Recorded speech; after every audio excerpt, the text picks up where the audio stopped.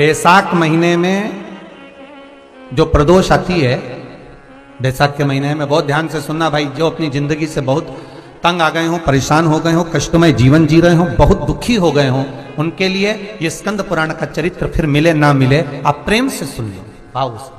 पहला, बैसाख महीने की प्रदोष, चाहे वो शनिचरी प्रदोष हो, चाहे रविवार की हो, सोमवार की हो, मंगल की हो, बुधवार की हो, गुरुवार की हो, शुक्रवार की हो, शनिवार की हो, कोई भी वार की हो, पर बैसाख महीने की प्रदोष, प्रदोष काल में शाम का समय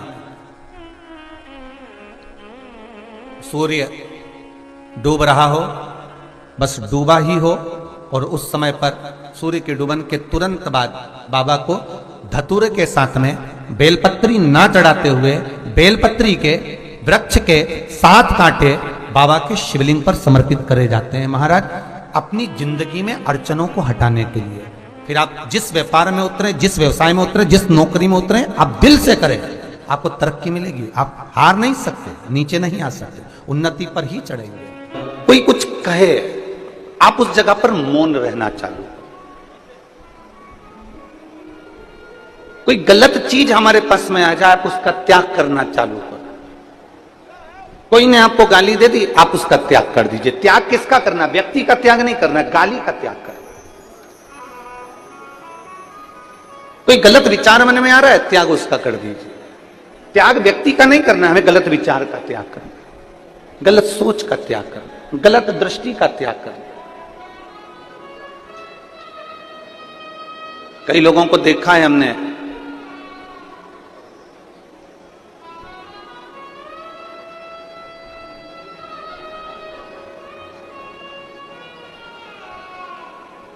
शुगर के डर से शक्कर खाना, बोलो जम के बोलो जरा, शक्कर खाना छोड़ देते हैं। कई लोगों को देखा है हमने, शुगर के डर से, जम के बोलो जरा, शक्कर खाना छोड़ देते हैं। बीपी के डर से, ब्लड प्रेशर के डर से नमक खाना छोड़ देते हैं। बहुत बहुत ध्यान देना थोड़ा सा। शुगर का डर लगा तो शक्कर खाना छोड़ दी, बीपी का डर लगा, ब्लड प्रेशर का डर लगा तो नमक खाना छोड़ दिया। तो भगवान से भी डरो और बेईमानी का खाना।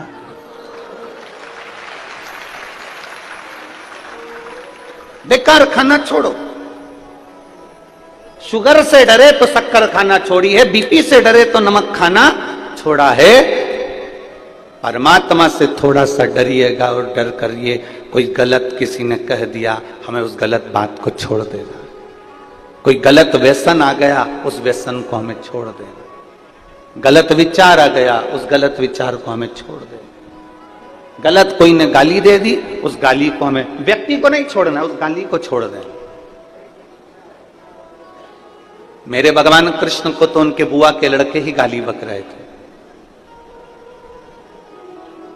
मेरे भगवान कृष्ण को उनके बुआ के लड़के ही गाली बक रहे थे। इतनी गालियां दी गई, इतनी गाली दी गई, भगवान कृष्ण सुनते रहे। सुनते सुनते भगवान कृष्ण से कहा गया कि आपका बुआ का लड़का है, इसको तुम अब हटाओ यहां से, तुम्हारा संबंध खत्म कर दो, तुम्हारी रिश्तेदारी बंद कर दो। भगवान कृष्ण कहते रिश्तेदारी बंद नहीं करूंगा, गाली को दूर कर दूंगा। हम क्या करते हैं, किसी ने हमको गाली दी तो हमने उससे बोलना, अरे जम के तो बोलो जरा, बोलना बंद कर दिया। सास ने गाली दी तो बहू ने तबेले जैसा मुंह बना लिया, बहू ने जैसा मुंह बनाया, आज के बाद मैं सास से बात नहीं करूंगा। सास ने तुम्हारे बच्चे को डांट लगाई तो तुमने अपने बच्चे से कह दिया, अब मत जाना दादी के पास। अब दादी के पास जाने की जरूरत नहीं है, तेरी दादी अच्छी नहीं है, तुझे डांटती है ना, तुझे गुस्सा करती है ना, तुझे टॉफी नहीं दिलाती ना, तुझे आइसक्रीम नहीं दिलाती ना। बल्कि बहू को चाहिए कि बच्चे से कहे तेरी दादी बहुत अच्छी है।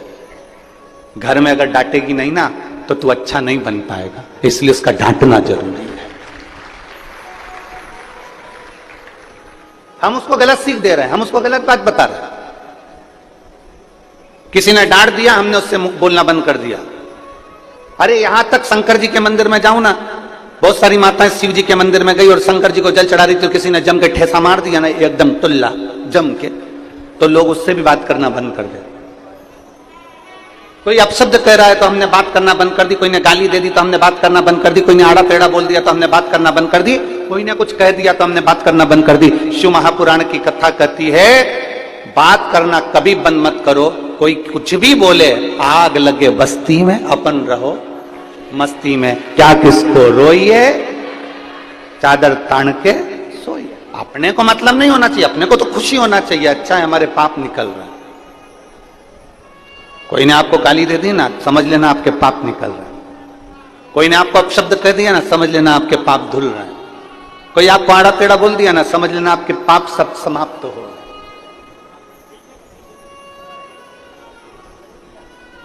हमें बातचीत बंद नहीं करना है।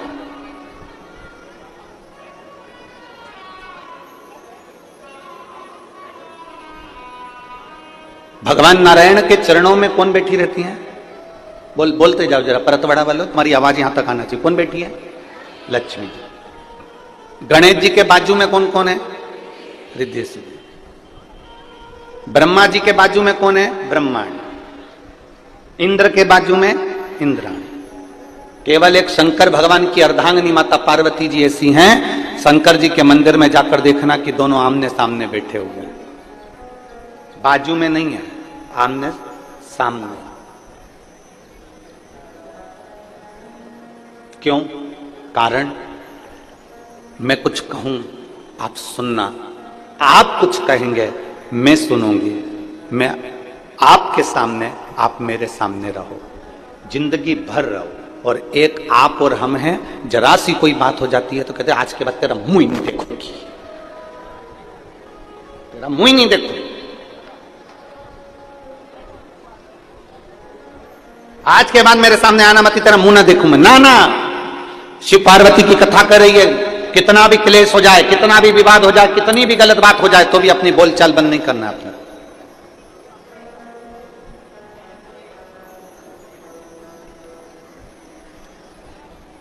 हम क्यों बंद करें?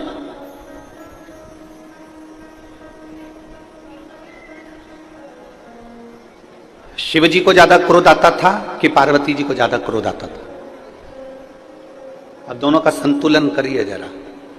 अगर आप मां भवानी का दर्शन करोगे, कालका रानी का दर्शन करोगे, काली माता का दर्शन करोगे, चामुंडा का दर्शन करोगे, तो तुम्हें लगेगा कि किसको क्रोध ज्यादा आता है?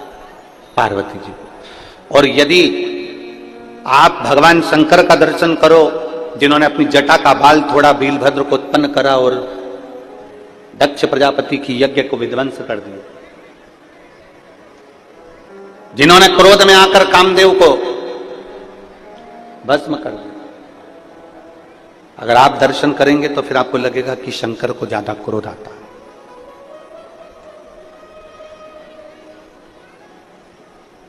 पर एक बार भी शंकर भगवान के मुख से यह नहीं निकला कि पार्वती तुझे क्रोध आता है।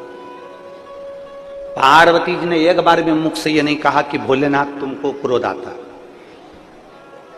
क्योंकि ना शंकर भगवान को पार्वती में क्रोध नजर आ रहा है, ना पार्वती को शिव जी में क्रोध नजर आ रहा है। ये दोनों एक दूसरे में वात्सल्यता देख रहे हैं, क्योंकि जिसके अंदर जो भरा होता है सामने वाले में वो नजर आना प्रारंभ हो जाता है। पति चिल्ला रहा है, पति अपशब्द बोल रहा है, और चिल्लाते चिल्लाते इतने में पत्नी ने दो शब्द कह दिए तो पति चिल्लाकर बोला, ये देख कितना गुस्सा कर रही है। अब पति पत्नी से कह रहा है। अब यही बात अगर पत्नी पति से कह दे तो तुम पहले अपने आप को तो देखो, तुम कितना गुस्सा कर रहे हो, तुम कितना क्रोध कर रहे हो। दुकान पर रहते हो तो अच्छे रहते हो, बाहर रहते हो तो अच्छे रहते हो, और घर में आते हो तो इतना क्लेश करते हो। बस ये बात पत्नी ने कही, इतने में तो पति ने गाड़ी की चाबी ली, भुड़ भुड़ भुड़ भुड़ वो चल। फिर गलत किसने कहा? जरा विचार करिए, बच्चा जब छोटा रहता है तो हम कहते हैं कितना नटखट है। बोलो बोलो, जम के बोलो, एक बार बोल के बताओ, बच्चा कितना नटखट है।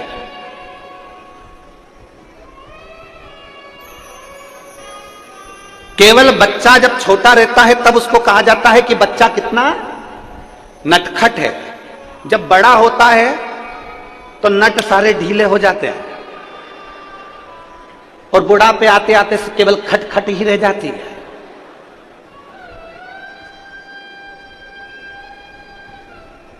अब कोई बुढ़ापे में किसी बुढ़े व्यक्ति को 80 साल की अम्मा को कोई कह दे अम्मा कितनी नटखट है,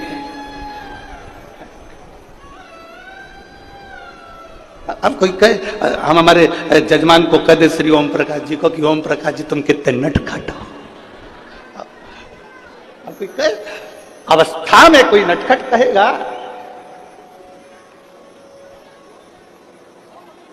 कौन कहे? हम क्या देख रहे हैं, हम क्या बोल रहे हैं? पति को क्रोध आया, उसने पत्नी से कह दिया तू गुस्सा करती है, पत्नी को क्रोध आया, उसने पति से कह दिया तू गुस्सा करती है। पर मेरे देवाधिदेव महादेव, मेरे शंकर, मेरे त्रिकालदर्शी, मेरे कैलाशी, मेरे अविनाशी, मेरे शंभु कभी पार्वती से नहीं कहते कि तू क्रोध करती है, क्योंकि शंकर को मालूम है जब दुष्टों का संहार करना है तो पार्वती का क्रोध करना जरूरी है। जब दुष्टों का संहार करना है तो पार्वती का क्रोध करना जरूरी है। अनायास क्रोध माता पार्वती कभी नहीं करी है। लक्ष्मी जी ने गुस्सा करा, अनायास करा, भगवान नारायण हंस दिए, लक्ष्मी जी को देखकर लक्ष्मी जी को क्रोध आ गया, लक्ष्मी जी ने श्राप दे दिया नारायण को, मैं तुम्हें श्राप देती हूं, तुम्हारा शीश कटेगा और घोड़े का मुंह लगेगा क्योंकि तुम घोड़े जैसे हंसे हो। और भगवान विष्णु का शीश कटा, घोड़े का मुख लगा, हयग्रीव अवतार हो गया। घोड़े का मुख लगा, हयग्रीव अवतार हुआ लक्ष्मी जी के कारण। यहां क्रोध लक्ष्मी जी को नहीं आना था, पर क्रोध आया, अनायास क्रोध लक्ष्मी जी को आ सकता है, अनायास क्रोध ब्रह्माणी को आ सकता है। ब्रह्माणी को क्रोध आया ब्रह्मा जी के ऊपर जब यज्ञ कर रहे थे पुष्कर राज की भूमि पर।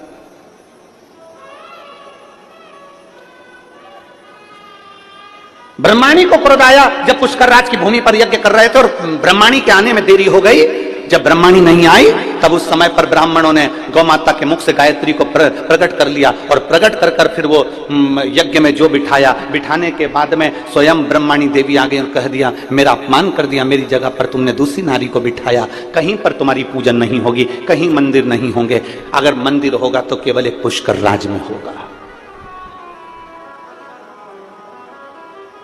केवल एक पुष्कर राज।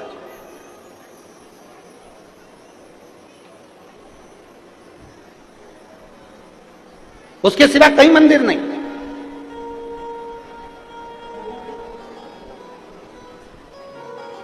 और किसी स्थान पर तुम्हारा मंदिर नहीं होगा। जब ब्रह्माणी ने श्राप दिया तो ब्रह्मदेव कहते ब्रह्माणी तुम क्या बोल रही हो? ब्रह्माणी कहती है सुनो ब्रह्मदेव, सारे यज्ञ से बड़ा, सारे दान से बड़ा, सारे पुण्य से बड़ा एक पुण्य होता है और वो कन्यादान होता है।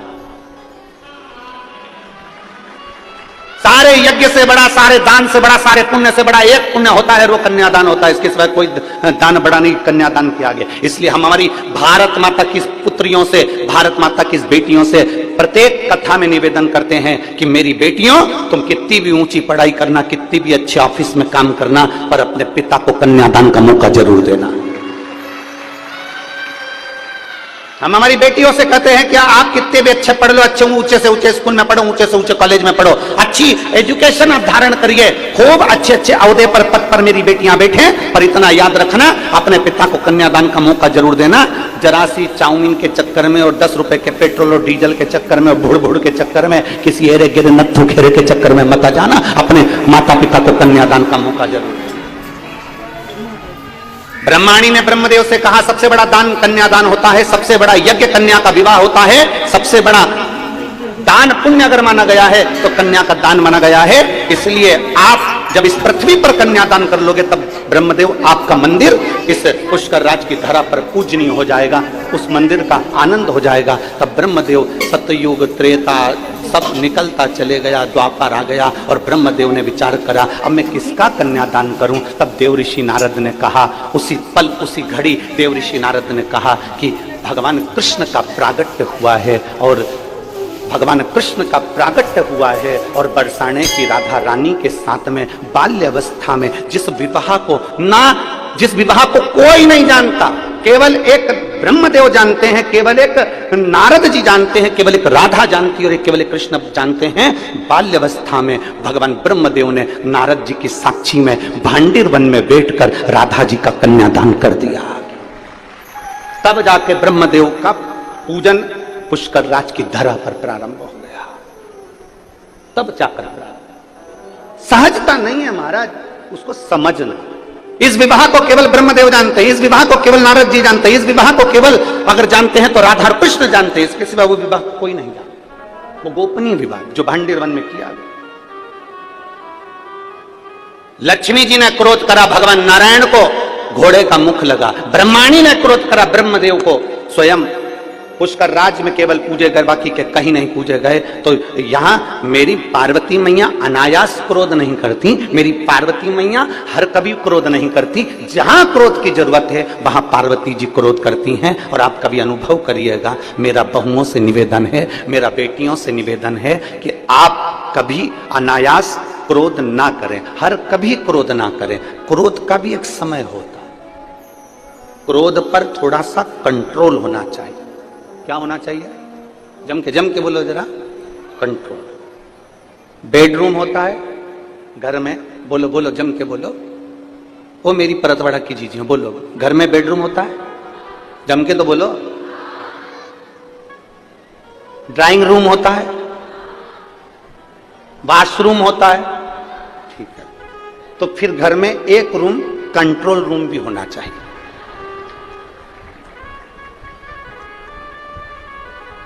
बेडरूम है ना, इधर वाली जीजी जरा बोलो तो बेडरूम है ना, ठीक है। ड्राइंग रूम है ना, ओ जीजी हो है ना, वॉशरूम है ना, तो फिर कंट्रोल रूम भी हो। जैसे गुस्सा आए उस रूम में जाकर बैठ जाओ, अपने आप को कंट्रोल करना प्रारंभ करिए।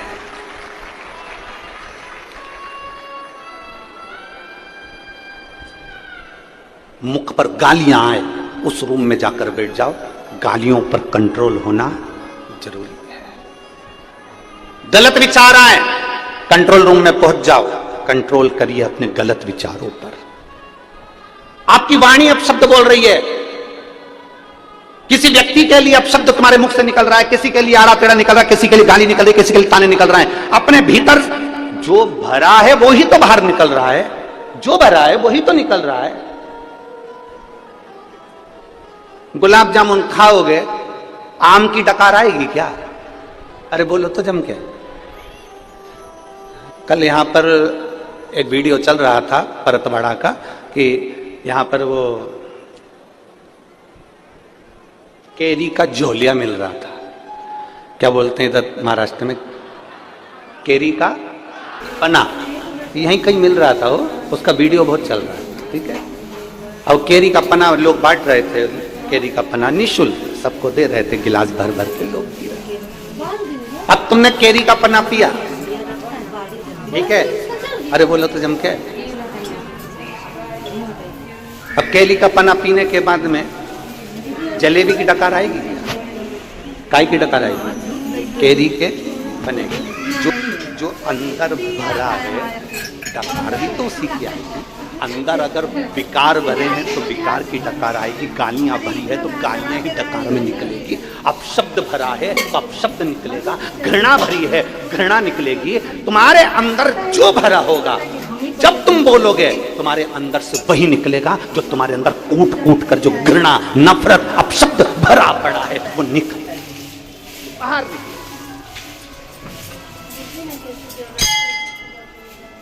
कोई व्यक्ति बहुत अच्छा बोल रहा है, समझ लेना उसके अंदर अच्छाई भरी हुई है। कोई व्यक्ति बहुत अच्छी व्यवहार कर रहा है, समझ लो उसके अंदर व्यवहार अच्छा भरा हुआ। इसलिए बारंबार कहते, इसलिए अवगुण बहुत किए दयालु, मैंने अवगुण बहुत किए, और मुख तो दिया रे तूने दाता बन के, मुख तो दिया रे तूने दाता बन के, पर कभी नहीं भजन कियो दयालु मैंने अवगुण किए। मुख तो तूने दाता बनकर दे दिया, पर मैंने इस मुख से केवल 24 घंटे लोगों की बुराई निंदा अपशब्द ताने गालियां आड़ा टेढ़ा बोलता रहा। और कान दिए रे तूने, बोलो बोलो बोलो, दाता बन के, पर कभी नहीं सत्संग सुनो। जब भी सुना केवल चुगली, केवल बुराई, केवल अपशब्द, केवल ताने, केवल गाली, केवल आड़ाते। और नयन दिए रे तूने, बोलो बोलो जम के बोलो जरा, दाता बन के कभी नहीं दर्शन कियो, केवल दूरदर्शन कियो। दर्शन नहीं, केवल दूरदर्शन कियो। चित्र अच्छा देखोगे तो चरित्र भी अच्छा होगा। ये बहुत सारे सीरियल, बहुत सारे नाटक टीवियों में आते हैं, बहुत सारे सीरियल। एक लड़की ने शादी कर ली, एक जगह से उसने थोड़ा बहुत धन दौलत लेकर छुटकारा कर लिया, दूसरी जगह शादी कर ली, फिर उसने तलाक कर लिया, तीसरा पति मिला, उसने भी उसको अपशब्द किया, उसने उसको भी छोड़ दिया, चौथा पति विदेश में ढूंढा, उससे शादी कर ली, उसके साथ जाने की तैयारी कर ली। वहीं पे बेटा बेटी सब नाटक देख रहे थे। उन्होंने सोचा ऐसा होता है, पर नाटक में वो हो सकता है, पर ओरिजिनलिटी में तो बेटी केवल एक के घर ब्याह कर जाए और वहां अच्छे से रहे, ये माँ बाप की आशा रहती है, ये माता पिता की आशा रहती है। बेटी जाए ब्याह कर, उसका पति आदर करे, उसका पति सम्मान करे, उसका पति सत्कार करे।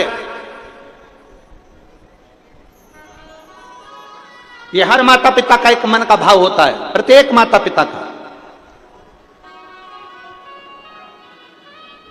इसलिए शिव महापुराण की कथा कहती है, तीन चीजें भगवान शंकर के साथ माता पार्वती का विवाह करते समय, भगवान शंकर के साथ विवाह करते समय भगवान हिमालय राज ने शंकर भगवान में तीन चीजें देखी। तीन चीजें महाराज,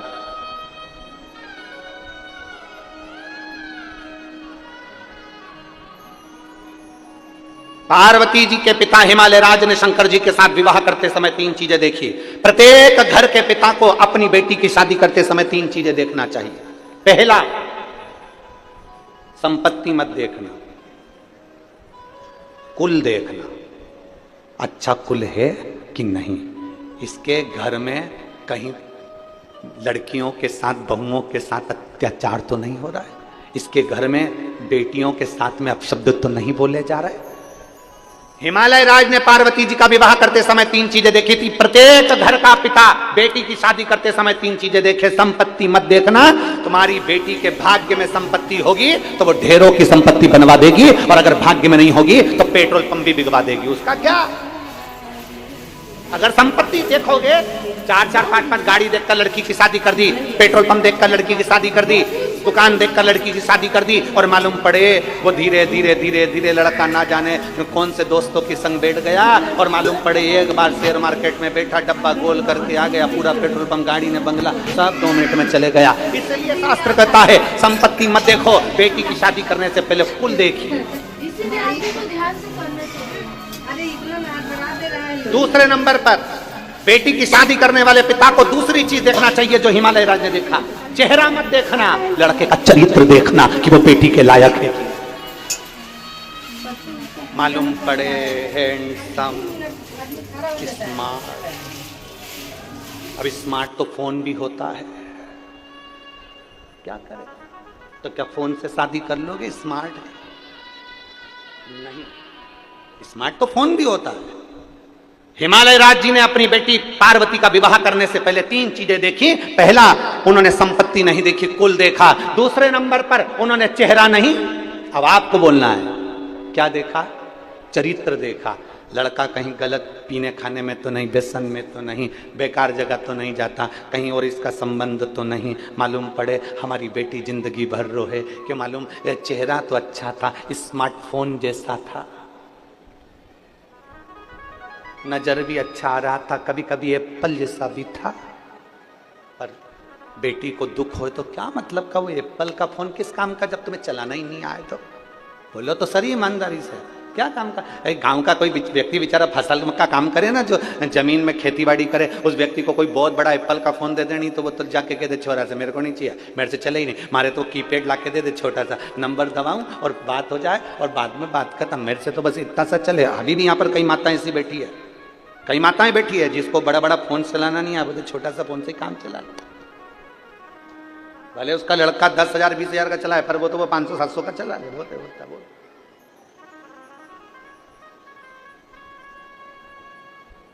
उसको जरूरत ही नहीं। चेहरा मत देखना, क्या देखना? चरित्र देखना। शिव महापुराण की कथा कहती है उसका धन नहीं, उसकी कमाई नहीं। शिव महापुराण की बात कथा कहती है, तीसरे नंबर पर कहती है कि उसका धन वैभव सब अलग चीज है। तीसरे नंबर पर शिव महापुराण हिमालय राज की कथा कहती है पार्वती जी के विवाह के लिए कि लड़के की संगति देखो। संग किसका है? ए मेरी परतवाड़ा की जीजी और जितने भारत भूमि के जितने भक्त शिव महापुराण की कथा को इस परतवाड़ा की धरी से श्रवण कर रहे हैं, इस भूमि से सुन रहे हैं, जो अपने आस्था चैनल पर, फेसबुक, यूट्यूब पर, मोबाइलों पर इस कथा को सुबह 9:30 बजे से 12:30 बजे तक सुन रहे हैं, उनसे निवेदन करेंगे 3 चीजों का स्मरण आपके जीवन में रहे। एक, धन मत देखो, कुल देख लो। दूसरा, संपत्ति मत देखो, लड़के की संगति देख लो। और तीसरा, चेहरा मत देखो, चरित्र देख लो। तो तुम्हारी लड़की कभी दुखी नहीं हो सकती, वो सुखी ही रहे, सुखी रहे।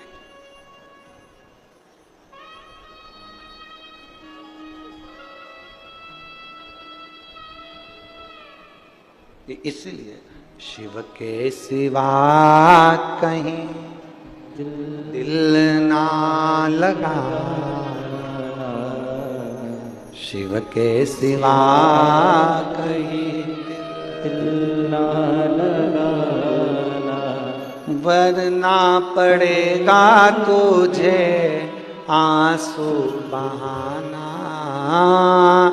वरना पड़ेगा तुझे आंसू बहाना, शिव के सिवा कहीं दिल ना लगाना। अपने चित्त को, अपनी वृत्ति को, अपने मन को कहीं दूसरी जगह लेकर नहीं, अपने मन को भटकाना नहीं है, अपने मन को भ्रांतियों में नहीं लेके जाना, अपने मन को भ्रम में लेकर नहीं जाना। कोई गलत बोल रहा है, उसके अंदर गलत भरा होगा इसलिए गलत बोला उसने। कोई आपको अपशब्द कह रहा है, उसके अंदर ईर्ष्या भरी होगी इसलिए कोई अपशब्द कह रहा है आपसे। एक उंगली किसी पर उठाई है, कितनी उंगली? ये ऐसा है, जब एक उंगली हम किसी पर उठाते हैं तो ये 3 उंगलियां हमारी ओर जाती है कि तू अपने अंदर झांक कर देख कि तू क्या है। एक उंगली किसी पर उठाई है तो ये 3 उंगलियां बता रही है कि अपने खुद के अंदर झांको कि तुम क्या हो।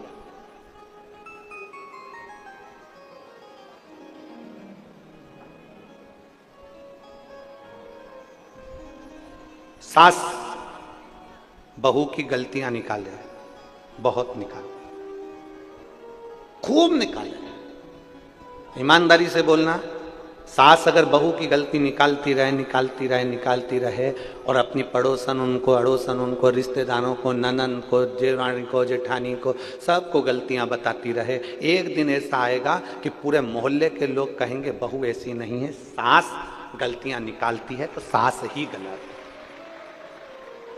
बहू दिन भर सास की गलतियां निकालती रहे, जब मायके जाए तब गलती, जब जाए तब गलती, बहन आए तो गलती बताए, कोई आए तो गलती, पति को गलती बताए। तो एक दिन ऐसा आता है कि लोग भी समझ जाते हैं सास गलत नहीं, गलत ये है। आप एक उंगली किसी पर उठाइए, उसमें से गलतियां छांटना प्रारंभ करिए। एक उंगली किसी पर उठाइए, ये 3 उंगलियां आपकी ओर जाकर बताती है कि तुम अंदर से क्या हो, तुम्हारे भीतर भरा क्या है, तुम कैसे हो। ये 3 उंगलियां बताती है कि तुम्हारे अंदर कितना क्या भरा पड़ा है। शिव पुराण कहती है ना सास बुरी होती है ना बहू बुरी होती है, कुछ समय का चक्र होता है जो बुरा होता है, उसको टल जाने दो, दोनों में एक दिन प्रेम जरूर बढ़ेगा। एक लड़की की शादी हुई, लड़के से उसका विवाद हो गया, मायके चली गई, मायके वालों ने कह दिया मत जाना, तू हमारे पास रह। शिव महापुराण की कथा कहती है थोड़ा टल जाने दो, इस संवाद को थोड़ा टल जाने दो। लड़का लड़की में विवाद हुआ है ना, थोड़ा समझाओ। कोई बात नहीं बेटा, चल हम बैठते हैं, बात करो, अच्छे से रहो, दोनों अच्छे से रहो, प्रेम से रहो। विवाद हुआ, अभी नए नए जुड़े हुए, 1 साल हुआ शादी का, 2 साल हुआ, 3 साल हुआ, थोड़ा समय लगेगा, कम से कम 5-6 साल इंतजार करो, इसके बाद निर्णय पर पहुंचना। इतनी जल्दी निर्णय मत ले कि मुझे अब इसके साथ रहना ही नहीं। बहुत समय तुम मायके में रह रही है, जा ससुराल में ले। हो सकता है बेटी को समझाओ, तू एक बार विवाद कर आ गई, मान लो तेरे को ऐसा पति मिला और तूने तलाक भी ले लिया, तो हो सकता है तो दूसरी शादी करे और वो भी ऐसा ही निकल गया, तो क्या जवाब है? थोड़ा समझाओ, थोड़ा समझाने का प्रयास करिए, थोड़ा कहने का प्रयास करिए। हाँ, जब बेटी के लायक लड़का ना हो और तुम्हें लगे कि ये बेटी के लायक नहीं, सही में हाथ उठाता, मारता, ठोकता, गाली देता, अपशब्द कहता, इज्जत नहीं करता, सम्मान नहीं करता। कितनी बड़ी बात, एक बुजुर्ग व्यक्ति मरते मरते 4 बातें अपने लड़के को कहकर चले गए।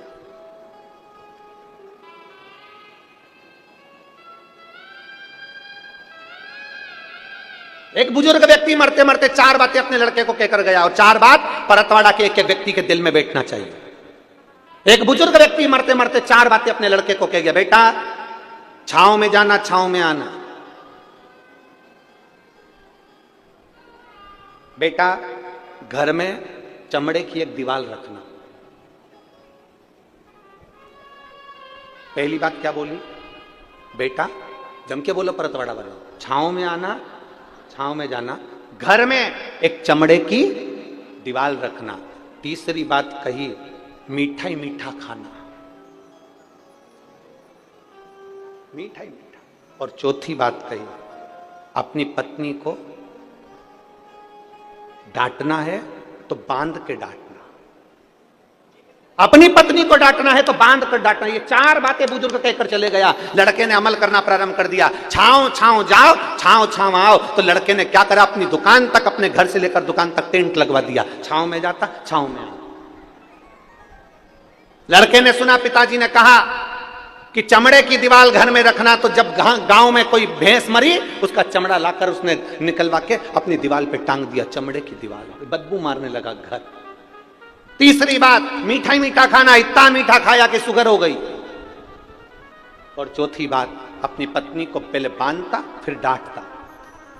एक दिन पत्नी छूटकर अपने मायके चली गई और अपने पिता से कहा, पिताजी से कहा, पापा मुझे नहीं जाना, बहुत गंदा माहौल है। पहले तो अच्छे थे, पर जब से पिताजी मरे 4 चीजें इनको बताकर चले गए, मीठा ही मीठा खाओ, चमड़े की दीवार रखो, और पत्नी को जब भी डांटना तो बांध कर डांटना, और छांव छांव जाना, छांव छांव आना। जमाई आया अपनी पत्नी को लेने के लिए। ससुर ने कहा, बेटा क्या बात है, तुम पहले तो ऐसे नहीं थे, तुम पहले ऐसे नहीं थे बेटा, क्या हुआ? तो कहा, मैंने अपने पिताजी का कहना माना है, मेरे पिताजी मरने से पहले ये सब चीजें बोल कर गए थे, बस बता ही रहे थे 4 चीजें, और पिताजी मर गए, उन्हें समझाया नहीं मुझको। मैंने जो सुना वैसा मैंने करा। पिताजी कह गए थे छांव में जाना, छांव में आना, तो मैंने अपनी दुकान तक, घर से लेकर दुकान तक टेंट लगवा दिया। लड़की के पिताजी ने कहा, तुमने अपने पिता के शब्दों को सही से धारण नहीं करा। तुम्हारे पिताजी ने कहा था छांव में जाना, छांव में आना, मतलब जब भी अपने व्यापार के लिए जाना, दुकान पर जाना, तो सुबह जाना और शाम को आना। छांव में जाना, छांव में आना मतलब सुबह जल्दी जाओ, सूरज उगते से अपने व्यापार को चालू करो, और रात्रि को जब सब आनंद के साथ में छांव हो जाए, सारा व्यापार बंद कर फिर आओ। इसको कहते हैं छांव में जाना, छांव में आना। तूने टेंट लगवा दिया, इसको छांव में जाना, छांव में आना नहीं कहते। फिर कहा, मेरे पिताजी ने कहा था मीठा ही मीठा खाना, अर्थात तेरे पिताजी ने कहा था हमेशा ईमानदारी की खाना, कभी गलत मत खाना, नमक मत खाना, मीठा खाना, अपनी इज्जत से खाना। और जब ईमानदारी का कोई खाता है तो वो मीठा ही कहलाता है, भले लड्डू ना खाए पर वो ईमानदारी की मिठाई ही होती है। मेरे पिताजी ने कहा था चमड़े की दीवार घर में जरूर रखना। तेरे पिताजी ने कहा था कोई एक व्यक्ति घर में ऐसा रखना जो तुझे सतमार्ग बताता रहे, तेरी इज्जत कराता रहे और तुझे सम्मान के शब्द बोलता रहे। चमड़े की दीवार मतलब वो व्यक्ति जो तुमको उन्नति की सीढ़ी पर लेकर जाए। चमड़े की दीवार से मतलब है वो व्यक्ति जो चमड़े का शरीर है जिसका, और तुम्हें ज्ञान उपदेश दे, तुम्हें समझाए, तुम्हें अग्रण्य लेकर जाए, वो चमड़े की दीवार के बराबर होता है। घर में एक चमड़े की दीवार रखना मतलब एक मित्र, एक परिवार का सदस्य ऐसा रखना जो तुम्हें सतमार्ग बताए, वो चमड़े की दीवार है। और चौथे नंबर पर पत्नी को बांध कर डांटो, मतलब पत्नी को कभी 4 लोगों के सामने मत डांटना, अकेले कमरे में ले जाकर डांटना, इसको कहते हैं बांध कर डांटो। तू अपनी पत्नी की इज्जत क्यों गिरा रहा है? 4 दोस्तों के सामने पत्नी को अपशब्द कह दिया, रिश्तेदार आए तो उनके सामने अपशब्द कह दिया, नंदे आई तो उनके सामने अपशब्द कह दिया, नंदोई आए तो उनके सामने अपशब्द कह दिया, छोटे कई देवरानी खड़ी रहती है और पति आया और अपनी पत्नी को डांट दिया। 4 देवरानी के सामने उस जेठानी की क्या इज्जत होगी, उसका सम्मान क्या होगा? 4 दोस्तों की पत्नी के सामने आए और डांट दिया, उन 4 दोस्तों की पत्नी के सामने पत्नी की इज्जत क्या होगी? इसलिए उस ससुर ने, उस पिता ने कहा था कि पहले बांधना फिर डांटना, अर्थात अपनी पत्नी को कहीं 4 लोगों के सामने कुछ मत कहना, कहना तो कमरे में ले जाकर कहना। बस इतनी सी बात थी। उस व्यक्ति ने चरण पकड़ लिए, ससुर जी मैंने अपने पिता के शब्द को गलत सोच लिया था, मैंने अपने पिता के शब्द को गलत सोच लिया था। हम निवेदन करना चाहेंगे, दुनिया के कई लोग कथाओं को थोड़ा थोड़ा सा काट लेते हैं और उसको गलत तरह से पेश कर देते हैं। कभी बन सके गलत तरह से पेश करने से पहले उस कथा को पूरी सुनना कि सियोर वाले महाराज ने बोला क्या था, उस कथा को पूरी निकालिए, सुनिए, इसके बाद आप कहिए कि कथा गलत है कि सही है। कहने वाला कुछ भी कह दे, अपशब्द बोलने वाला अपशब्द कह दे। एक बहू ने कुछ कहा, सास ने गलत मतलब निकाल लिया। 4 तरह के लोग होते हैं, 4 तरह का मतलब निकालते हैं। पहले कथा को पूरा सुनो कि उस कथा का विस्तार वर्णन क्या करा गया है, उस कथा में बोला क्या गया था, उस कथा में कहा क्या गया था।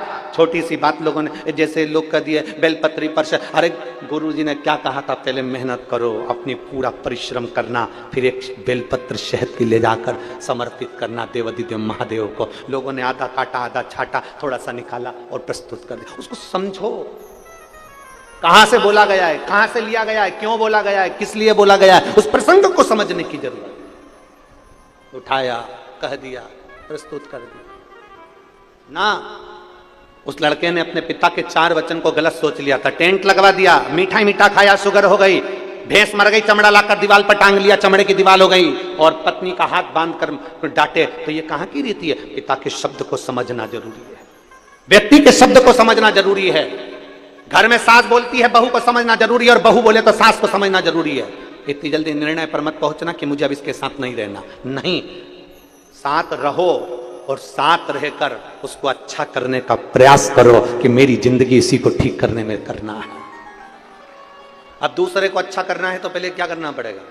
जम के बोलो जरा। बहू को अच्छा बनाना है तो सास को क्या करना पड़ेगा? बोलो बोलो, जम के बोलो, री परतवाड़ा वाली जी। पहले क्या करना पड़ेगा? खुद को अच्छा बनना पड़ेगा। गायत्री परिवार वाले कहते हैं हम सुधरेंगे, बोलो बोलो जम के, हम सुधरेंगे युग सुधरेगा, हम बदलेंगे युग बदलेगा। पहले बदलना किसको पड़ेगा? हमें अपने आप को। पहले सुधरना किसको पड़ेगा? हमें अपने आप। जब हम ही नहीं सुधर रहे तो फिर दुनिया क्या सुधरेगी? हम ही नहीं सुधर रहे। एक पंडित जी प्रवचन में कह रहे थे 4 महीना चतुर्मास में बैंगन नहीं खाना चाहिए। पंडित जी प्रवचन में कह रहे थे 4 महीना चतुर्मास में बैंगन नहीं खाना चाहिए। पंडित जी घर गए, उनकी पत्नी ने मूंग की दाल बनाई। पति चिल्ला कर दौड़ा, मैं अभी परसों के दिन बैंगन लेकर आया था, तूने बैंगन नहीं बनाया। पत्नी बोली तुम्ही ने तो प्रवचन में कहा था कि चतुर्मास में 4 महीना बैंगन नहीं खाना चाहिए। पति माथा ठोक कर बोला चौकी की कथा को चूल्हे तक क्यों लाई? वो तो मैं प्रवचन में कह रहा था, तूने अपने आप में अमल कर लिया। हम जो कहें पहले अपने आप में अमल करना चाहिए। हम जो बोले पहले अपने आप पर अमल करना चाहिए।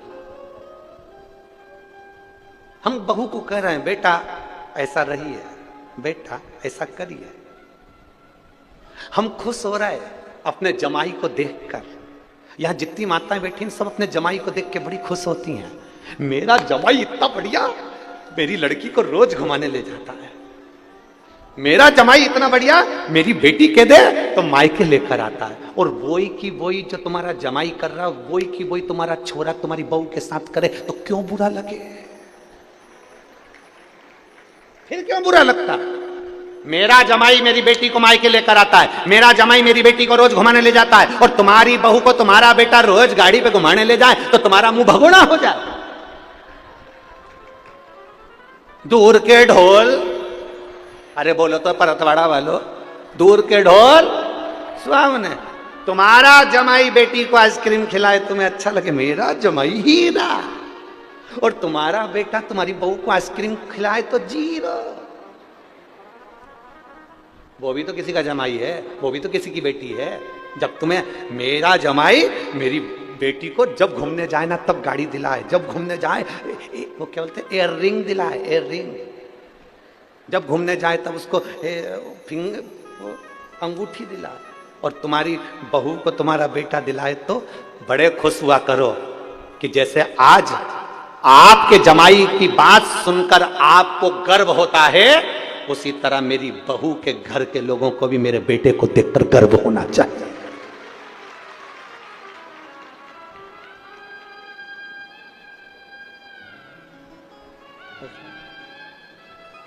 दूर के ढोल शिव के सिवा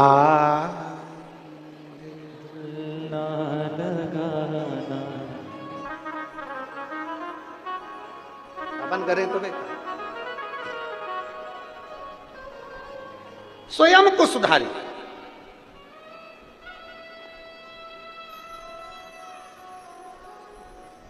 और जिस दिन हम स्वयं सुधर गए, हम सुधरेंगे। हम दूसरे से कहते हैं मंदिर जाओ, लोटा भर के जल चढ़ाओ, पहले अपने को जाना पड़ेगा। हमने दूसरे से कहा तेरे यहां ऐसा हो रहा है तो तू पशुपति व्रत कर, उसने पशुपति व्रत करे और उसका काम हो गया, और तूने पशुपति व्रत करे और नहीं हुआ। क्यों? क्योंकि तेरा विश्वास पक्का नहीं था। उसने तेरे वचन पर विश्वास करा और उसने काम किया और हो गया। एक पत्र है, देखिए।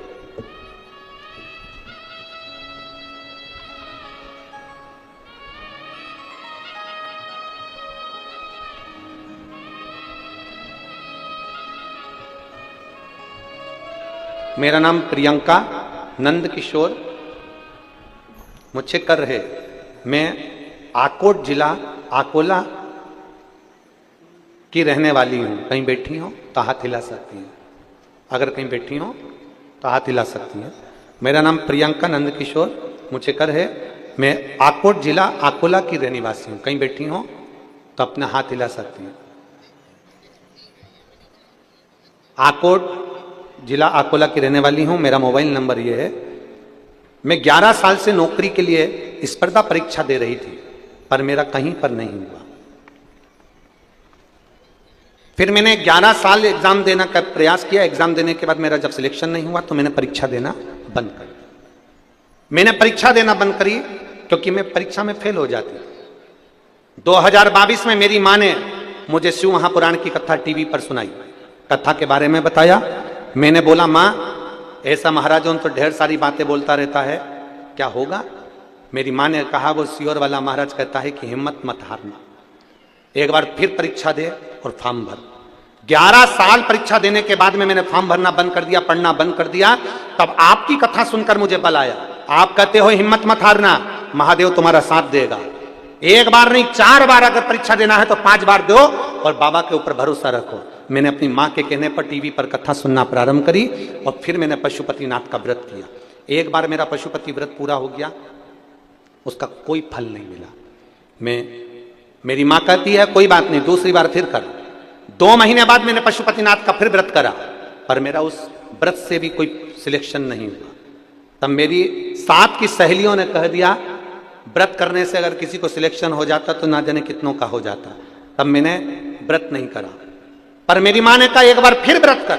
तब मैंने तीसरी बार व्रत करा और बाबा की कृपा का क्या गुणगान करूं। आज मैं सरकारी स्कूल में शिक्षक के पद पर मेरी एडमिशन हुआ। मैं बाबा को धन्यवाद देती हूं। कहीं बैठी हो, मेरा नाम प्रियंका नंद किशोर मुझे कर है, मैं आकोट जिला अकोला की निवासी हूं और मेरा मोबाइल नंबर ये है। आई हैं क्या? पीछे हैं, एक बार हाथ हिलाओ, दिख जाएगी। कैमरे में कैच कर लो तो टीवी पर दिख जाएंगी, हमको तो नजर नहीं आ रही यहाँ से। हाँ ठीक है, दिख गए हो। एक बार वापिस हाथ हिला दो। हाँ ठीक है, दिख गए। श्री शिवाय नमस्तुभ्यम, बधाई आपको बहुत बहुत। प्रयास करो, थोड़ा थोड़ा संघर्ष करना पड़ सकता है, थोड़ी मेहनत करना पड़ सकती है, पर आगे बढ़ने का प्रयास करें। दुनिया के लोग कितनी भी टांग खींचे, दुनिया के लोग कितना भी अपशब्द कहे, दुनिया के लोग कितना भी ताना दें, आपकी जब गरीब परिस्थिति रहती है, आपके जब दुख का समय रहता है, दुनिया का कोई व्यक्ति तुम्हारा साथ देने नहीं आता, तब तुम्हारे भीतर का विल पावर, तुम्हारे भीतर की हिम्मत तुम्हें अंदर से आकर बोलती है कि चिंता मत करना, तेरा काल अधिपति महाकाल तेरे साथ खड़ा है, बढ़ आगे। इसलिए शिव के सिवा कहीं दिल ना लगाना, शिव के सिवा कहीं दिल ना लगाना, वरना पड़ेगा तुझे आंसू बहाना। संसार में कोई बुरा नहीं। देवऋषि नारद के मन में संशय आ गया था, इसलिए उस संशय को मिटाने के लिए शिवजी ने अपने नेत्र खोले थे।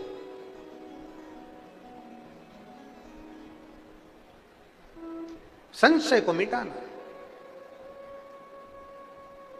कभी कभी हमारे भीतर ऐसा भाव उत्पन्न हो जाता है कि हम दुनिया के दोष देखते हैं। देवऋषि नारद ने भी देखा है। देवऋषि नारद के भीतर भी एक संशय उत्पन्न हो गया था कि भगवान शंकर सुनते नहीं, देखते नहीं, बोलते नहीं और शिव कुछ नहीं करते। ये देवऋषि नारद के भीतर एक छोटा सा भाव उत्पन्न हो। पर यहां जितने लोग बैठे हैं, ऐसा नहीं है कि सब के भीतर यह भाव होगा कि क्या भगवान शंकर, कई लोगों के मन में आ जाता है क्या शिवजी सुनते हैं?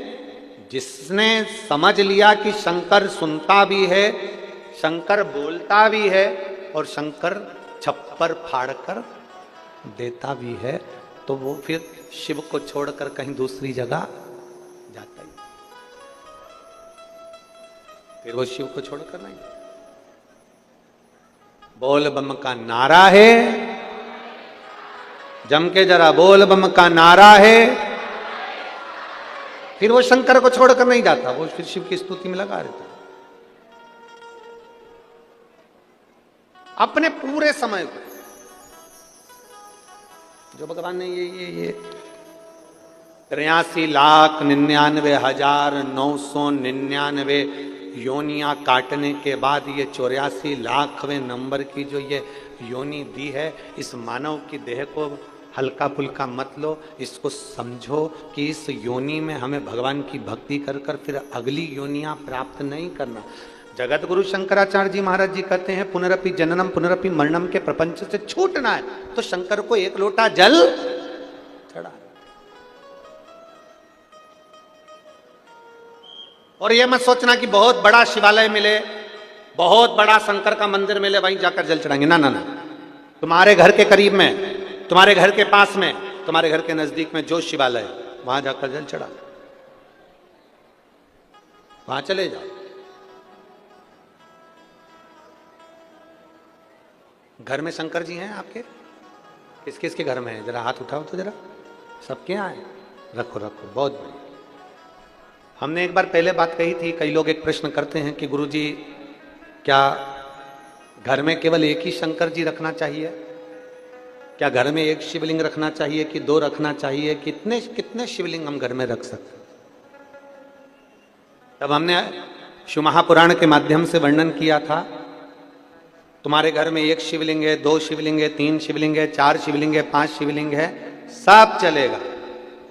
तुम्हारे घर में 10 शिवलिंग है, वो भी चलेगा।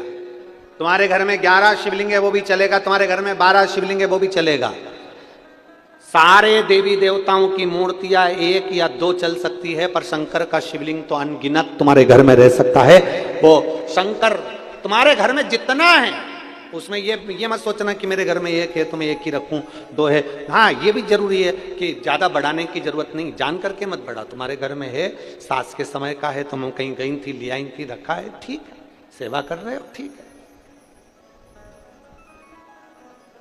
अब कई लोग कहते हैं गुरुजी अगर शंकर भगवान का शिवलिंग है तो उसका रोज पूजन जरूरी है। हम कहते हैं अगर मान लो कहीं जाना है, कहीं जाना है और घर में शिवलिंग है तो उस पर एक बेलपत्र चढ़ाकर तुम 10 दिन के लिए भी चले जाओगे ना, तो भी मेरा शंकर कभी तुम्हारे ऊपर रुष्ट नहीं होगा। मेरा शिव जी कभी नहीं कहेगा कि तूने मेरे ऊपर जल नहीं चढ़ाया। वो प्रसन्न की प्रसन्न ही रहेगा, वो प्रसन्न की प्रसन्न ही रहेगा, उसकी प्रसन्नता कम नहीं होगी, वो प्रसन्नता का भाव उसके अंदर रहेगा। अब दुनिया के लोग कहते हैं कई बार कि शंकर जी गुस्सा कर देते हैं, अगर तुम ऐसा नहीं करोगे तो भगवान शंकर क्रोध कर देंगे। कई लोग कहते हैं तुमने पशुपति व्रत ऐसा कर दिया इसलिए शंकर जी ने क्रोध कर दिया। ना ना ना, तुमने क्रोध, शंकर भगवान अपने भक्त पर कभी क्रोध करते ही नहीं है। जैसे घर का दादा अपने पोते पर कभी क्रोध नहीं करता, थोड़ा बहुत अगर चिल्ला भी देगा ना तो बाद में उसको गोदी में बिठाकर अपनी जेब में से 5 रुपए निकाल के टॉफी का दे ही देता है, वो दे ही देता। एक बार दोनों हाथ उठाकर हर हर महादेव, वो दादा है, वो पिता है, वो कभी अपशब्द कहता ही नहीं।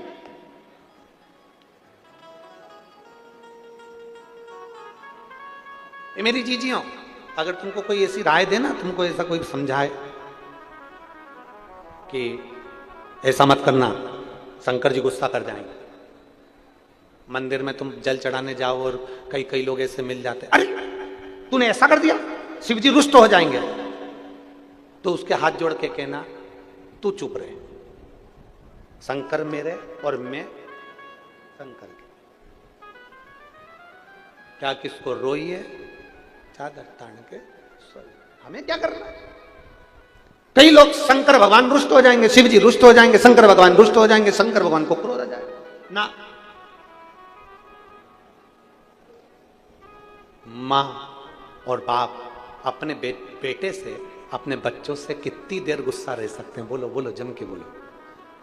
एक छोटा सा बच्चा है, माता पिता अपने बच्चे से कितनी देर गुस्सा रह सकते हैं? माता पिता अपने बच्चे से कितनी देर तक क्रोध में रह सकते हैं? कितना क्रोध करेंगे, कितना गुस्सा करेंगे? थोड़ी देर का क्रोध, थोड़ी देर का गुस्सा। मेरा देव अधिदेव महादेव तो बाहें फैलाकर खड़ा रहता है। जैसे आपको पहले कथा में कहा था, एक पिता के 2 पुत्र और दोनों पुत्र, एक पिता के 2 पुत्र और बड़ा पुत्र कह रहा है पापा मुझे तुम्हारे साथ में नहीं रहना, मुझे तुम्हारे साथ नहीं रहना, मुझे तुम्हारे साथ रहना ही नहीं है। और शंभु शरणे मांगू घड़ी रे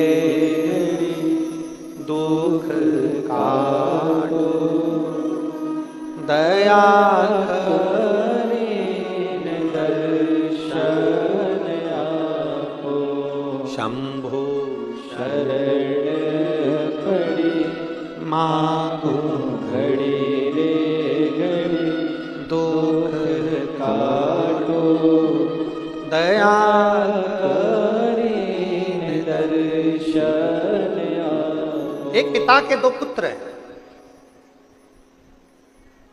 बड़ा पुत्र कह रहा है मुझे तुम्हारे साथ नहीं रहना, मुझे मेरा जायदाद का हिस्सा दो, मुझे जाने दो। पिताजी ने प्रॉपर्टी के 3 हिस्से कर दिए, एक हिस्सा खुद का, दूसरा बड़े बेटे का, तीसरा छोटे बेटे। जायदाद का हिस्सा लिया, बड़ा बेटा शहर चले गया और बड़ा बेटा शहर गया और बड़ा बेटा जैसे शहर में जाता है उसके मित्र बन जाते हैं, जैसा हमने पहले कथा में कहा, ताली, थाली और प्याली। सब बर्बाद हो गया। बर्बाद होकर कुछ नहीं बचा। जब बर्बाद होकर कुछ नहीं बचा तो अपने घर को जाने को आतुर हुआ।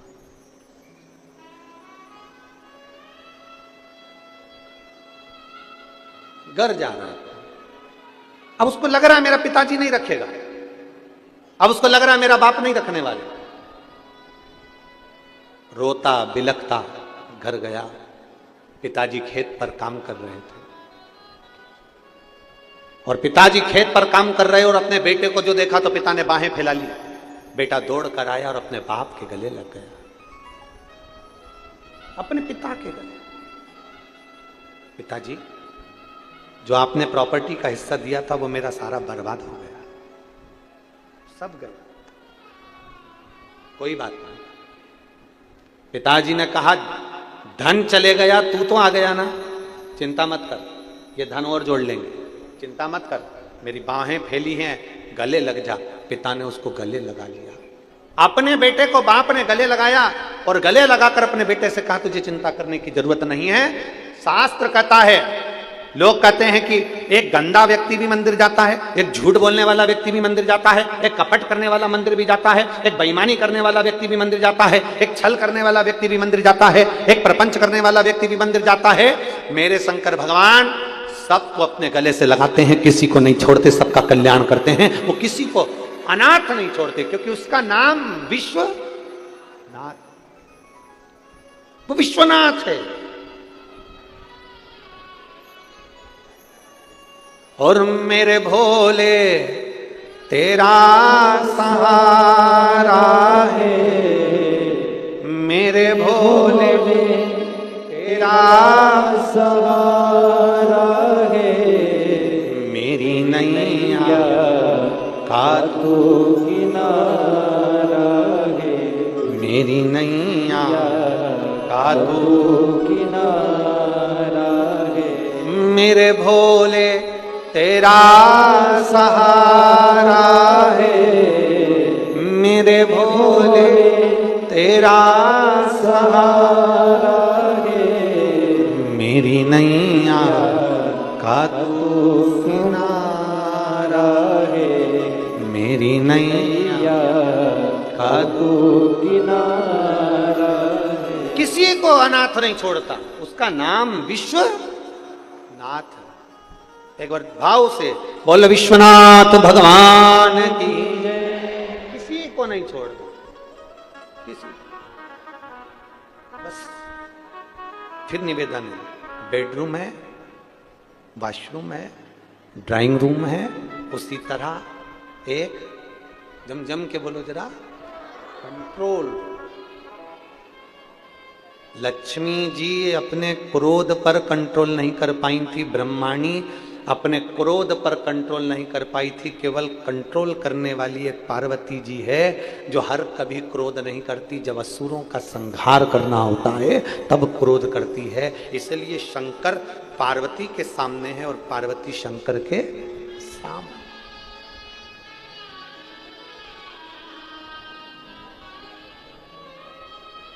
शिव जी में, मेरे भोलेनाथ जी में एक सबसे बड़ा गुण है, सबसे बड़ा गुण। कौन सा गुण है शंकर भगवान में? सबसे बड़ा गुण शंकर भगवान का, सबसे बड़ा गुण। चलो बोलो जरा, परतवाड़ा वाले बताओ, शंकर भगवान का सबसे बड़ा गुण कौन सा है? सबसे बड़ा गुण शिव जी का एक सबसे बड़ा गुण कौन सा है? उनका गुण है, शंकर भगवान केवल एक ऐसे देवता हैं जिन्होंने अपनी पत्नी की भी पूजन करवा दी। शंकर भगवान एक ऐसे देवता हैं जिन्होंने अपने बेटे की भी पूजन करवा दी। शंकर भगवान केवल एक ऐसे देवता हैं जिन्होंने अपने नंदी की भी पूजन करवा दी। शंकर भगवान केवल एक ऐसे देवता हैं जिनने अपने पोते शुभ लाभ की भी पूजन करवा दी। शंकर भगवान एक ऐसे देवता हैं जिनने पड़पोते आमोद और प्रमोद की भी पूजन करवा दी। शंकर भगवान एक ऐसे देवता हैं जिन्होंने अपनी लड़की अशोक सुंदरी की भी पूजन करवा दी।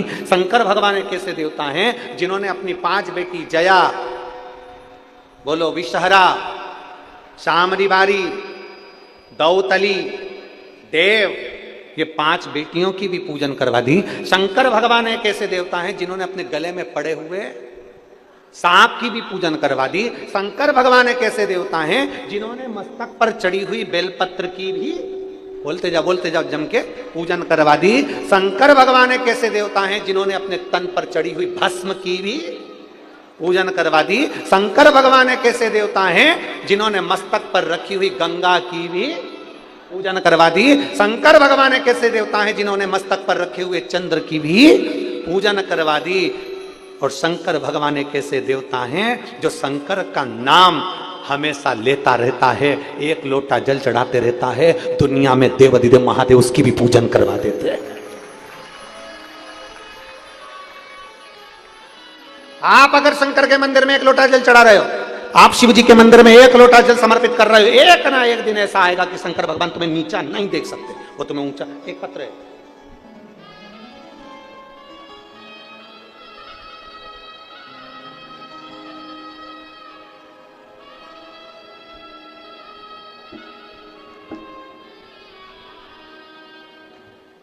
अक्षय श्री किशन चबरे, चिखली तालुका चिखली, जिला बुल्ढाना। कहीं बैठे हो तो हाथ हिला सकते हैं, आप ही हैं। श्री शिवाय नमस्तु। एक लाइन आपने लिखी है बेलपत्र के लिए, आजा आजा। अक्षय किशन चबरे, चिखली तालुका, जिला बुल्ढाना से।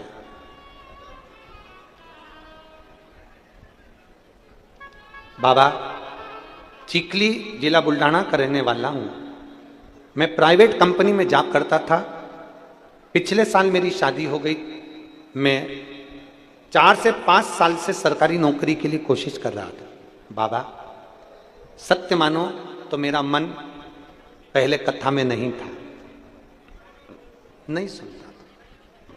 मेरी मां कथा सुनती थी और मेरी पत्नी ने, जिसके साथ मेरी शादी हुई, मेरी पत्नी शंकर जी पर और आप पर पूरा भरोसा करती है। मैं भले ना करूं पर मेरी पत्नी आप पर पूरा भरोसा करती है और उसने पशुपतिनाथ का व्रत किया। गुरुदेव, 5 सोमवार व्रत किया।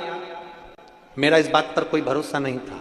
बाबा, शायद जैसा मैं हूं ना, ऐसे दुनिया में और भी लड़के होंगे जो आप पर भरोसा नहीं करते होंगे, पर मेरा भरोसा, जैसा मेरी पत्नी ने पशुपति व्रत करा, पर मेरा उस पर भरोसा नहीं था।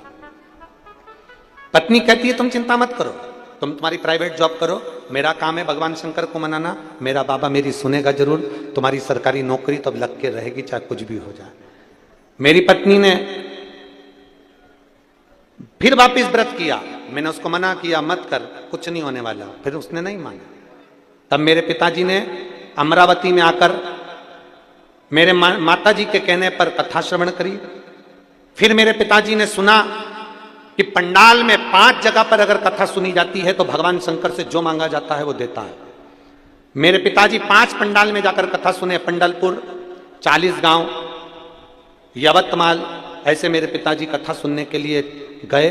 और बाबा का मैं क्या गुणगान करूं गुरुदेव, मेरे बाबा ने ऐसी कृपा करी कि मेरे बाबा, पिताजी सीहोर में कथा सुनकर आ रहे थे और मेरे पास में सरकारी नौकरी का ज्वाइनिंग ऑर्डर आ चुका था। मैं बाबा को यहाँ धन्यवाद देने के लिए आया हूँ। क्या बाबा सुनता है गुरुदेव?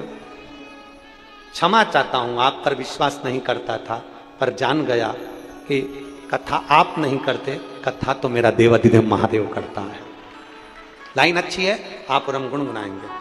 खाली ना जाता कोई दर से तुम्हारे, खाली न जाता कोई दर से तुम्हारे, मैं भी खड़ी हूँ नंदी बाहे पसारे, अपने हृदय से लगा लो, लगा लो, गिरा जा रहा हूँ, उठा लो, उठा लो, भोले अपने दर से अब तो ना टालो, गिरी जा रही हो, उठा लो, उठा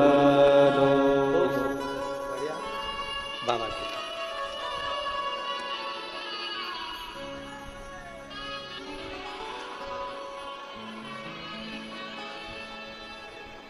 पुष्पांजलि संजय भराटे, मुकाम पोस्ट कारला, तहसील तेलहारा, तेल्हारा, ठीक है, ठीक है।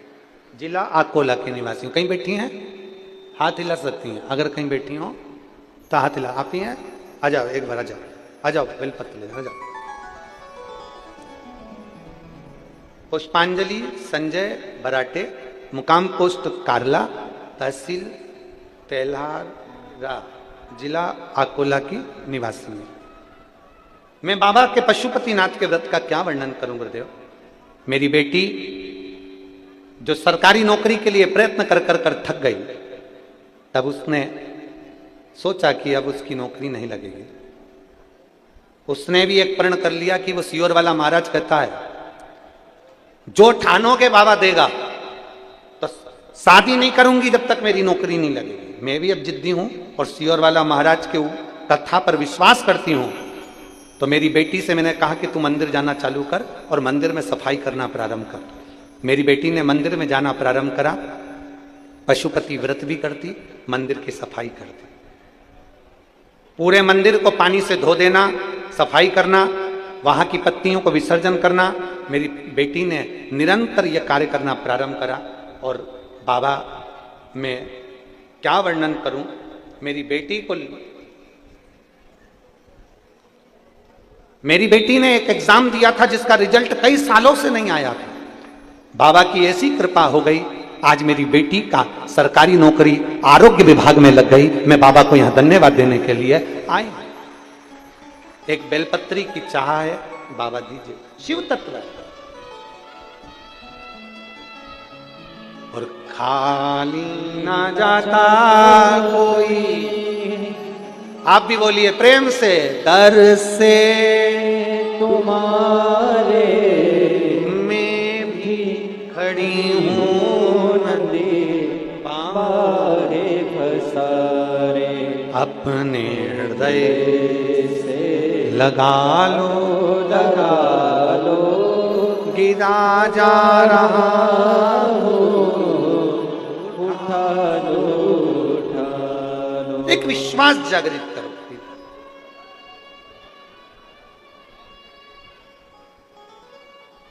बैसाख का महीना है, चिलचिलाती हुई गर्मी है, सूरज की रोशनी इतनी तेज पड़ रही है कि कोई बाहर निकलने को तैयार नहीं है।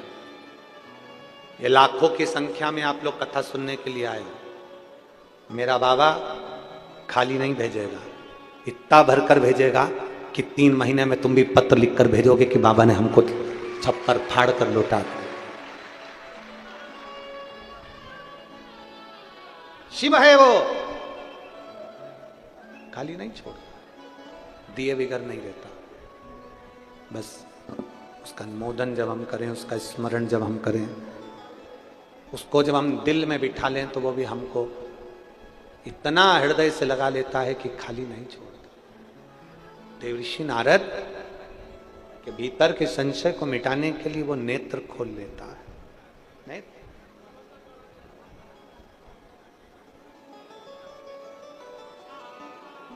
अपने भक्त के कल्याण करने के लिए वो क्षण भर की देरी नहीं करता, क्षण भर की देरी नहीं करता, क्षण।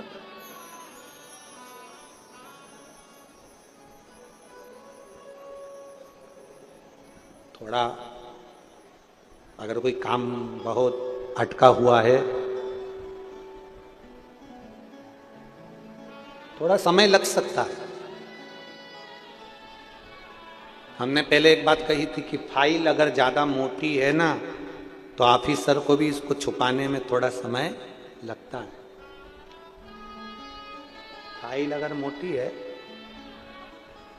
अगर मोटी है तो ऑफिसर को भी इसको छुपाने में समय लगता है, थोड़ा समय लग सकता है। दुख थोड़ा ज्यादा है, काटने में थोड़ा समय लग सकता है, पर अपने विश्वास को डिगने नहीं देना।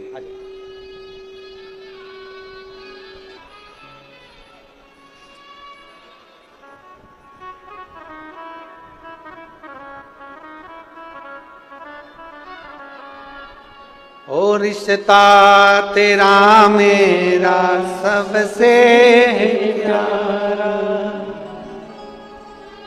रिश्ता तेरा मेरा सबसे प्यारा तू मेरा बाबा मैं हूँ तेरा लाला मैं हूँ तेरा लाला तू मेरा बाबा मैं हूँ तेरा लाला मैं हूँ तेरा लाला। आप उससे संबंध जोड़कर रखो, उसको हर पल अनुभव कराता। देवर्षि नारद ने एक बार संबंध जोड़ा, उसने अनुभव करा दिया।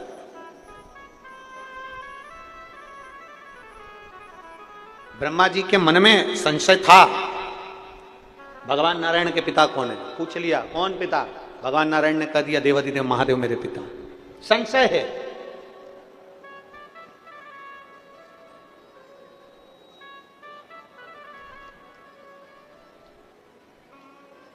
एक संबंध अगर पक्का है ना तो वो अनुभव कराता है। संबंध पक्का है तो अनुभव कराएगा।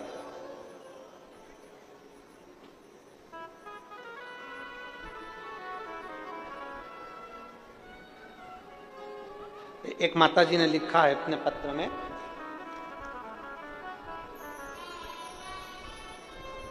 कि महाराज जी तुम्हारे सिर में चोट लगी थी, अब कोई दिक्कत तो नहीं है?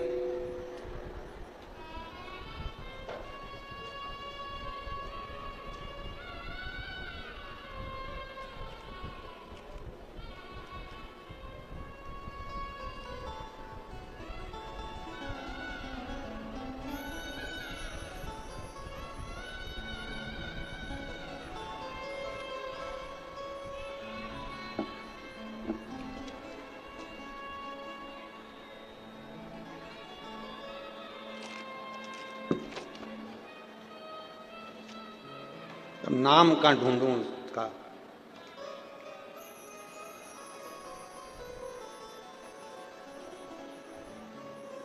सो रागणी नरेश यादव,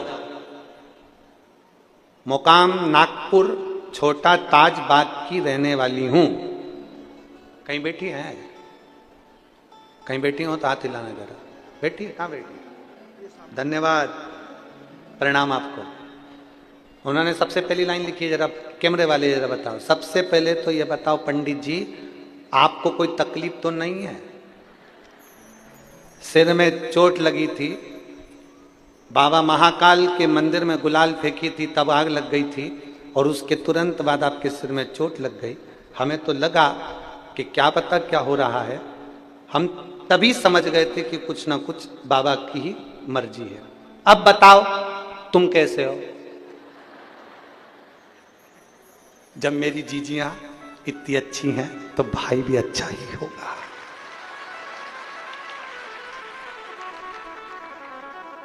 और जितनी मेरी जीजी मुझसे प्रेम करती है उतने मेरे जीजा करते हैं, उतना ही प्रेम करते हैं। कल भी एक पत्र था, तुम चांगला है। कल भी एक पत्र था, तो बैठो बहन बैठो, प्रणाम प्रणाम।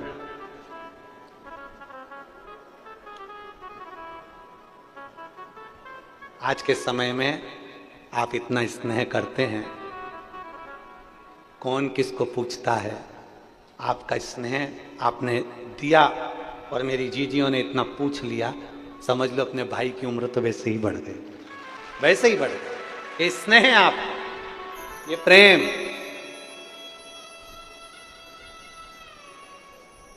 शिव महापुराण की कथा कर रही है। ब्रह्मा जी के मन में संशय उत्पन्न हो गया, भगवान विष्णु के पिता कौन? भगवान विष्णु जी से पूछा तुम्हारे पिताजी कौन है? शंकर भगवान का नाम ले दिया। शिव जी तुम्हारे पिता? हाँ। एक पर्वत को घुमाना प्रारंभ करा, पर्वत से अग्नि का खंभ प्रकट हो गया। खंभ प्रकट हुआ तो उसने शिवलिंग की आकृति ले ली। शिवलिंग की आकृति ली तो उसमें से आकाशवाणी हो गई, ब्रह्मा मैं नारायण का पिता, मैं नारायण का पिता। आकृति। अब ब्रह्मा जी को संशय है,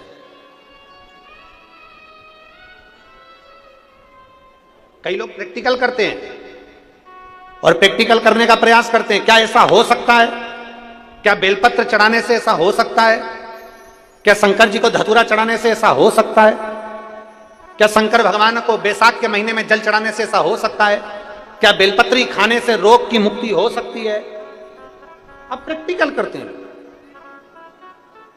और करना चाहिए। जरूर एक पत्र है,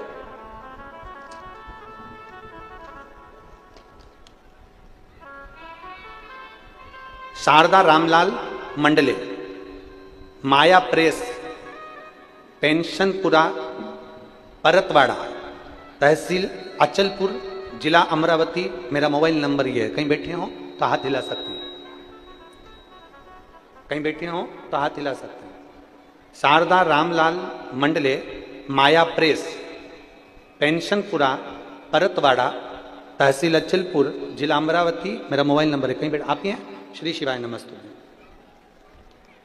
बाबा, मैं परतवाड़ा की रहने वाली हूं, मुझे 2 बेटियां और 1 बेटा है। मेरे बेटे का नाम चिरंजीवी निर्मल रामलाल मंडले है। बेटा आया है क्या? लिया उसको। मेरे बेटे का नाम चिरंजीवी निर्मल रामलाल मंडले है, उसकी आयु 11 साल है। मेरे बेटे को 1.5 साल का था तब उसकी 11 साल की उम्र तक उसको ऐसी बीमारी ने घेर लिया था कि पूरे सर से लेकर पैर तक उसके पूरे शरीर में फुंसियां पड़ती थी, पक जाता था और पूरा शरीर बेकार हो जाता था, जिसका फोटो मैं लगा रही हूँ। ये पहला फोटो जिसमें उस बच्चे के हाथ पैर पूरी तरह से फुंसी, फोड़े और पूरे शरीर की चमड़ी उसकी बेकार हो जाती थी, जिसमें उसके हाथ पैर के निशान आपको फोटो में आप एलईडी पर, टीवी पर देख रहे होंगे। आस्था चैनल पर इस फोटो को आप लोग देख रहे होंगे। मेरे बच्चे के पूरे शरीर में से फुंसी बढ़ती जाती थी और फूटने के बाद पानी निकलता था और वो पानी निकलकर पूरे शरीर में फैल जाता था, जिससे उसका शरीर का चमड़ी बेकार हो जाती थी। हम लोग 11 साल उसके इस दुख से दुखी थे कि इसका करें क्या। 10-11 साल में ऐसा कोई डॉक्टर नहीं था जिसका हमने इलाज नहीं करवाया। हर जगह से हमने इलाज करवाया, उम्मीद छोड़ दी कि अब ये ठीक नहीं होने वाला, क्योंकि डॉक्टर ने भी कह दिया ये रोग ठीक नहीं हो सकता। जब बीमारी का नाम तक नहीं मालूम, सब लोग हताश हो गए, तब हमारी आंख में आंसू आ जाते उसकी दर्द देखकर, उसका शरीर देखकर। तब आपने ऑनलाइन पार्थिव शिवलिंग का पूजन करवाया। हमारे पड़ोसी ने हमको कहा कि आज सियोर वाला महाराज पार्थिव शिवलिंग का पूजन करा रहा है, आप उस पूजन को करना। हमने मिट्टी का शिवलिंग बनाया, टीवी के सामने बैठकर आपके साथ में पार्थिव शिवलिंग का पूजन करा। पूजन करने के बाद वहां से बेलपत्री उठाकर बच्चे को खिलाई और उसके बाद में हम सीहोर पहुंच गए, जहां का रुद्राक्ष भी हमने लिया। उस रुद्राक्ष को पानी में गलाते, शिव जी को चढ़ाते, एक बेलपत्र उठाकर लाते, बेटे के हाथ से शंकर जी को जल चढ़वाते, पशुपतिनाथ का व्रत करते। जो बीमारी 11 साल से नहीं गई, बाबा की कृपा से आज मेरा बेटा पूर्ण तरह से 6 महीने में स्वस्थ हो गया। मैं बाबा को यहां धन्यवाद देने के लिए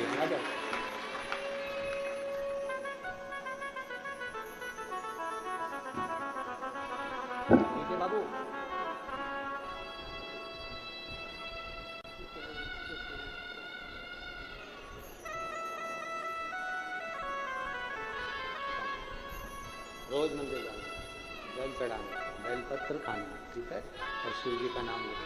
जल्दी पूरा शरीर, अब बच्चे के शरीर में से अब कोई फुंसी नहीं हो रही। 6 महीने से अब बेटा ठीक है, अब उसका शरीर की चमड़ी भी अच्छी आना प्रारंभ हो गई। जोरदार ताली बजाकर देखो, उसके शरीर का जो रोग था, पूरे शरीर से पानी बहता था, पूरे शरीर से उसके फुंसियां होती थी, पक जाती थी, और पूरा शरीर बेकार हो गया। 6 महीने से बाबा कृपा करी है, बाबा ने अब शरीर ठीक है। जो 11 वर्ष से तकलीफ भोग रहा, सारी समस्या का हल बाबा को जब हम दिल से समर्पित करते हैं तो बाबा सुनता है, सुनता है।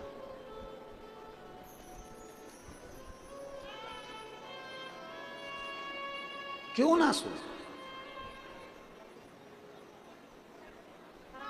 और मैंने तेरे ही भरोसे बाबा, तेरे ही भरोसे हवा बिच उड़ती जावागी।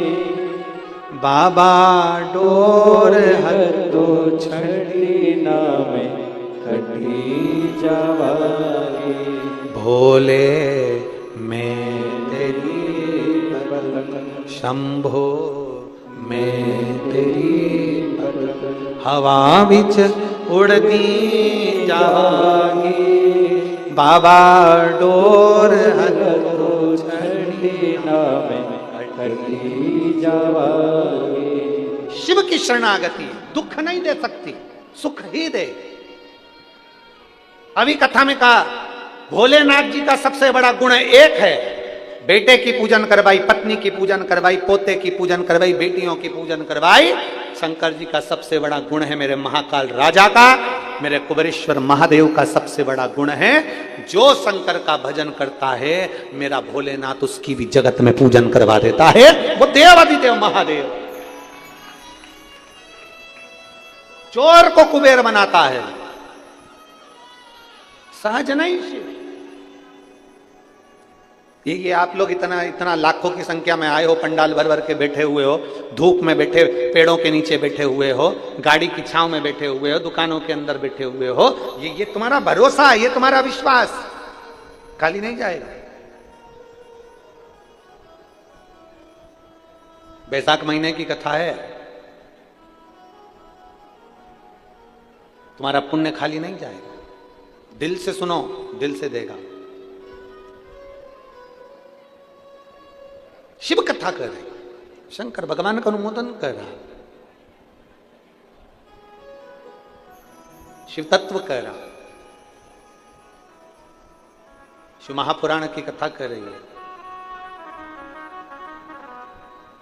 समझाना बड़ा मुश्किल है, आखिर वो दर्द दिल है, सच्चा दरबार लगा है, ये भोले की महफिल है, सच्चा दरबार लगा है, ये भोले की महफिल है।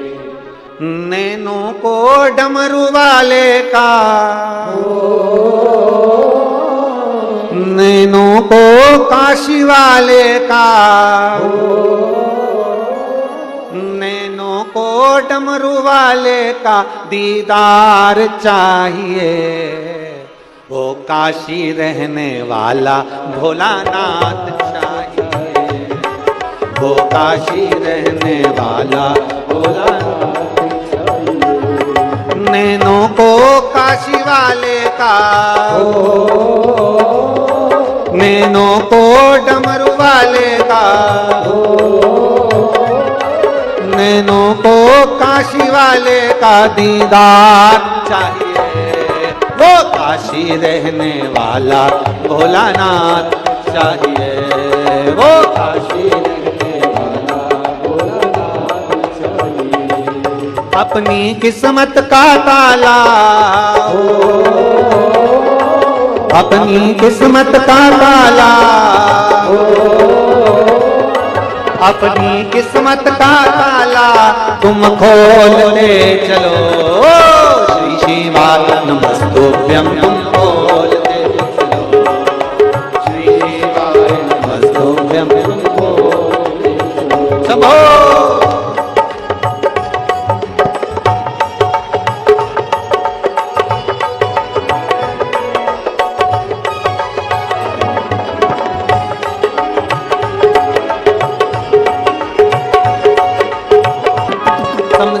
बड़ा मुश्किल है, समझाना बड़ा मुश्किल है, आखिर वो दर्द दिल है, आखिर वो दर्द दिल है। समझाना बड़ा मुश्किल है, समझाना बड़ा मुश्किल है, आखिर वो दर्द दिल है, आखिर वो दर्द दिल है। सच्चा दरबार लगा है, ये भोले की महफिल है, सच्चा दरबार लगा है,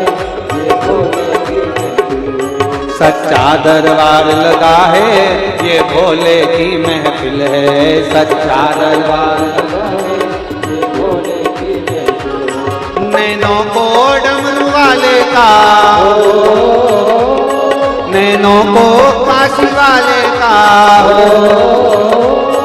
नैनों को डमरू वाले का दीदार चाहिए, वो काशी रहने वाला भोलानाथ, वो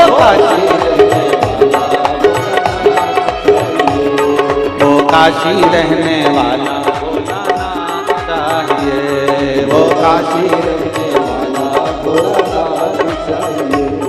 अपनी किस्मत का ताला हो, अपनी किस्मत का ताला तुम खोलते चलो। श्री शिवाय नमस्तुभ्यं तुम खोलते चलो। श्री शिवाय नमस्तुभ्यं तुम खोलते चलो।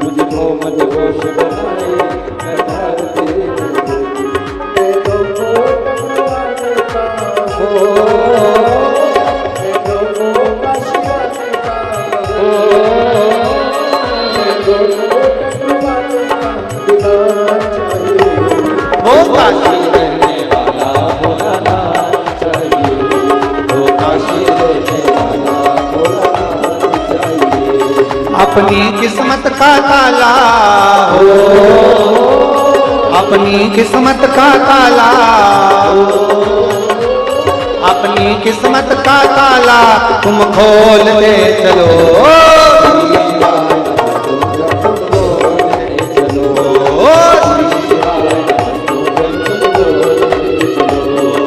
श्री शिवाय नमस्तुभ्यं, श्री शिवाय नमस्तुभ्यं,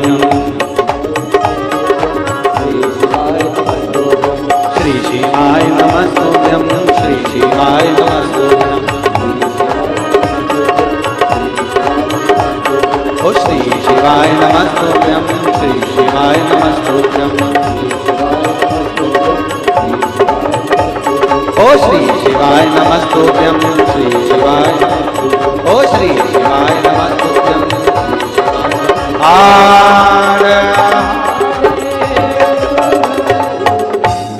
अपने स्थान पर बैठकर भगवान देवदेव महादेव से अपने मन की बात बड़े भाव के साथ दिल से प्रार्थना करें। बड़े भाव से भगवान शिव से अपने मन की बात भाव के साथ, जहां जगह मिले वहां बैठकर भगवान देवदेव महादेव से अपने मन की बात बड़े भाव के साथ करें।